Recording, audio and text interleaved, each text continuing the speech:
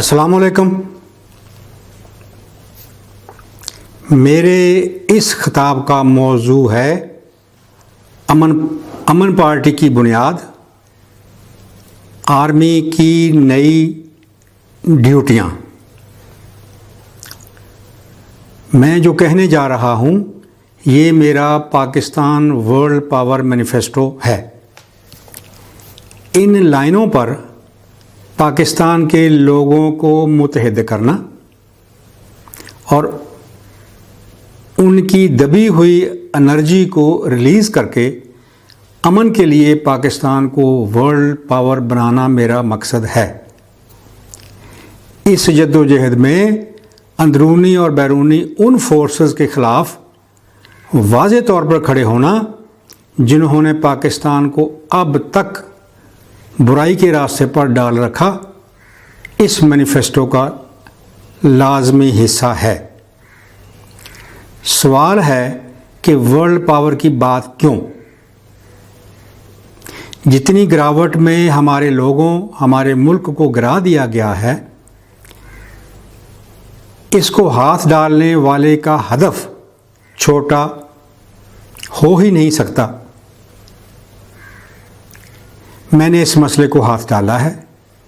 मेरा हदफ पाकिस्तान को world power बनाना है और फिर मैंने अपने किसी काम में कभी शक की गुंजाइश नहीं छोड़ी। ये तारीख़ का दिलचस्प सवाल होगा कि इस प्रोग्राम की खुलकर मुखालफत कौन करता है और छुप छुपा कर कौन। ज़ाहिर है इनसे वही लोग डील करेंगे जो स्ट्रगल में होंगे और मुस्तकबिल के हुक्मरान, इंशाअल्लाह।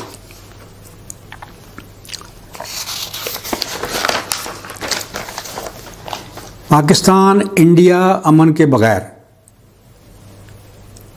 पाकिस्तान बंद गली में है। पाकिस्तान के हुक्मरानों की तारीख़ है कि वो इंडिया के साथ अमन नहीं होने देते और इसमें मेन विलन उर्दू पार्टी है जो फ़ौजी और सियासी लीडरशिप पर असरअंदाज रही है। अंग्रेज़ तो उर्दू पार्टी को बनाने वाले और इनके अन्नदाता थे ही। पाकिस्तान बनने के बाद इन्होंने अमेरिका की मिन्नतें की कि वो इनका अन्नदाता बने और वो बना। अमेरिका शुरू से ही इंडिया को अपने कैंप में देखना चाहता था।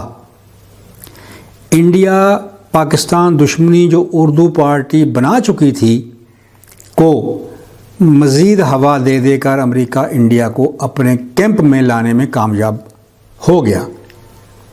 मेरा यकीन है कि अमेरिका ने पाकिस्तान का एटम बम तक इंडिया को अपने कैंप में लाने के लिए इस्तेमाल किया।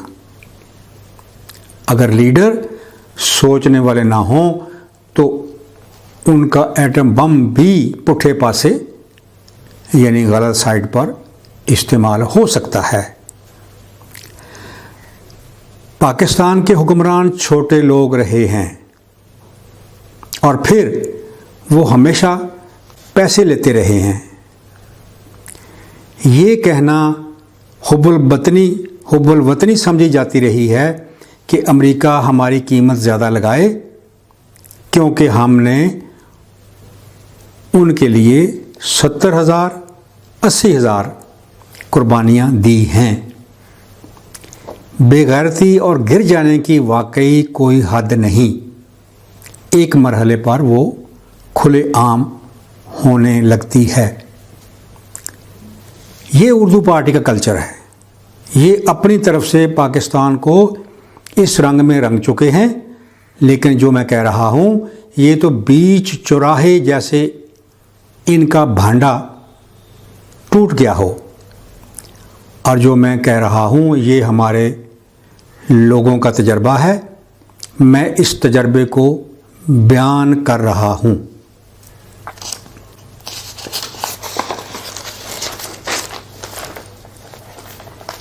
یہ ایک تاریخی بحران ہے، یہ ایک دور کی بات ہے جو اپنے اینڈ، اپنے اختتام کو پہنچ گیا ہے۔ الوداع۔ الحمدللہ، اللہ کا شکر ہے۔ اب تک فوج اول اور سیاست دوم رہی ہے، اور سب سے نیچے پاکستان کے لوگ دبے رہے ہیں۔ سسٹم فوج اور سیاست کا رہا ہے، اور دونوں ملک کی غلط سمت پر ہمیشہ ایک پیج پر رہے ہیں۔ سمت غلط تھی تو ہی موجودہ بند گلی والے حالات بنے ہیں۔ مارشل لاؤ نے بشمول موجودہ خاموش مارشل لاء کے ہمیشہ جھوٹ بولا ہے، اور سیاست موقع پرست رہی ہے۔ کیا سیاست ہر مارشل لاء کے بعد اسی تنخواہ بلکہ کم تنخواہ پر کام نہیں کرتی رہی؟ کیا 2018 الیکشن کے بعد بھی ایسا ہی نہیں ہوا؟ فوج اور سیاست دونوں نے اپنے اپنے طریقے سے لوگوں کا جوڑ توڑ کیا ہے۔ 74 سال سسٹم لوگوں کے بغیر منافقت کے پٹرول پر چلا ہے۔ لوگوں کی پاور زیر زمین گیس کے ذخیرے کی طرح ہے جس کو ابھی تک نکالا نہ جا سکا ہو۔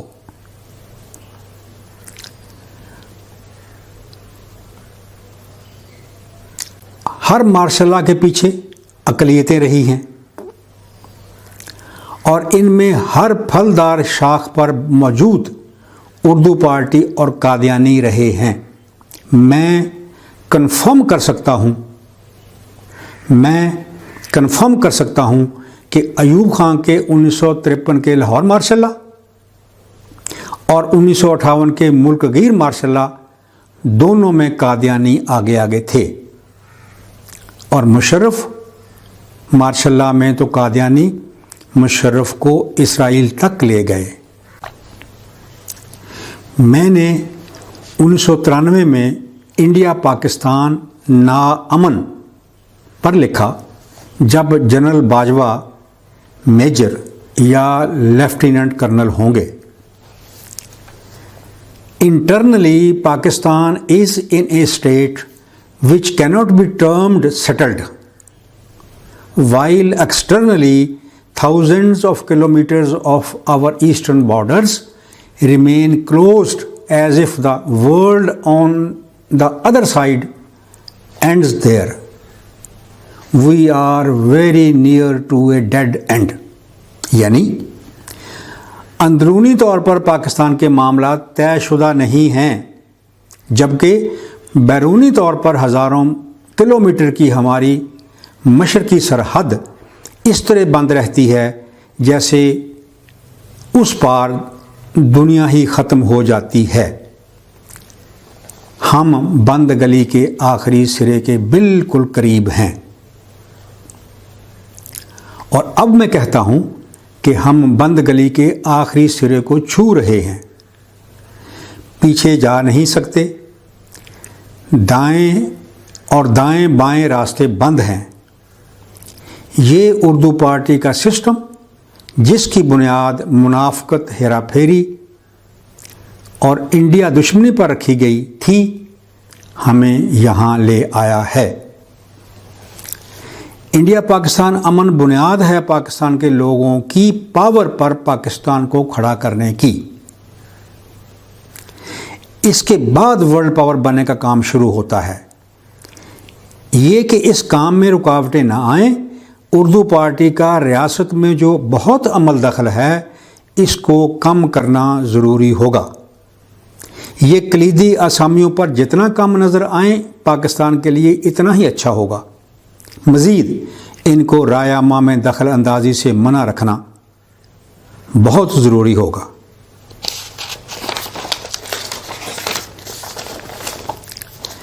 اس حساب سے تو فوجی لیڈرشپ اور سیاسی لیڈرشپ خصوصاً نون لیگ اور پیپلز پارٹی کی لیڈرشپ کو استعفے دے دینے چاہیے، کیونکہ یہ سب اردو پارٹی کے زیر اثر انڈیا دشمنی کو نہ صرف ضروری بلکہ ایک طرح سے مقدس فرض ہونے کا تاثر دیتے رہے ہیں۔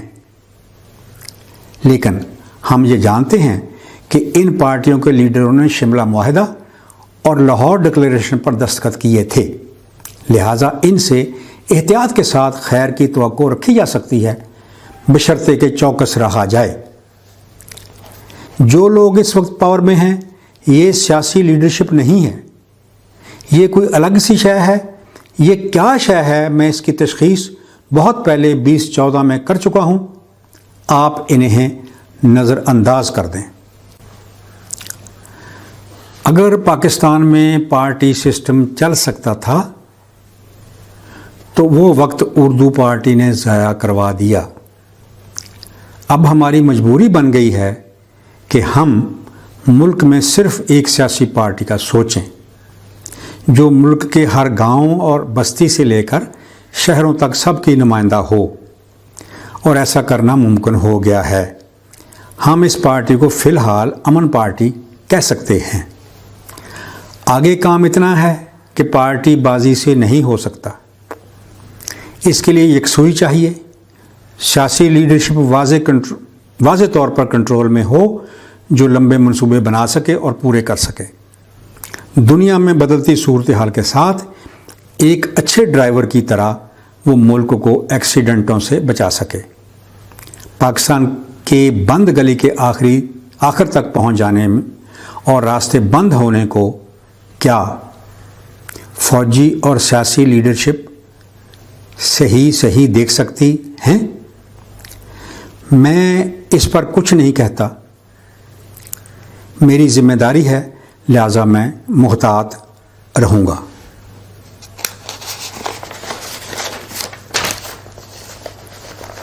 لیکن میں دیکھ رہا تھا اور میں دیکھ رہا ہوں، اس لیے میری طرف سے وقت پر پاکستان ورلڈ پاور مینیفیسٹو سامنے آنا شروع ہوا۔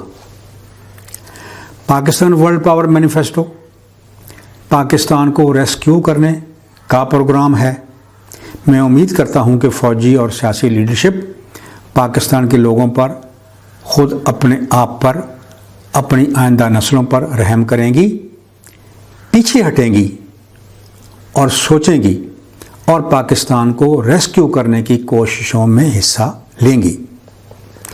اس کے لیے ضروری ہوگا کہ فوجی لیڈرشپ کو انڈیا کے محاذ کی بھاری ڈیوٹیوں سے فری کیا جائے، اور یہ انڈیا پاکستان امن کا آغاز کر کے کیا جائے گا، اور فوجی leadership Pakistan world power manifesto کی سمت اور اہداف کو سامنے رکھ کر اپنی اندرونی اصلاحات میں لگے اور قوم کے آواز دینے پر تیار رہے۔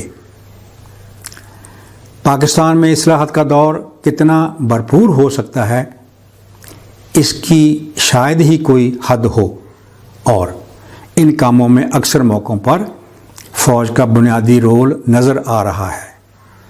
فوج کی ڈیوٹیاں بہت بڑھ جائیں گی، سچ یہ ہے کہ ہم سب کی ڈیوٹیاں بہت بڑھ جائیں گی۔ میں تفصیلات میں جاؤں گا، انشاءاللہ پھر بات ہوگی۔ پاکستان عالمی پاور، سندھی بلوچی پشتو پنجابی پاکستان زندہ باد، اسرائیل مرد آباد، اسرائیل مرد آباد، اسرائیل مرد آباد۔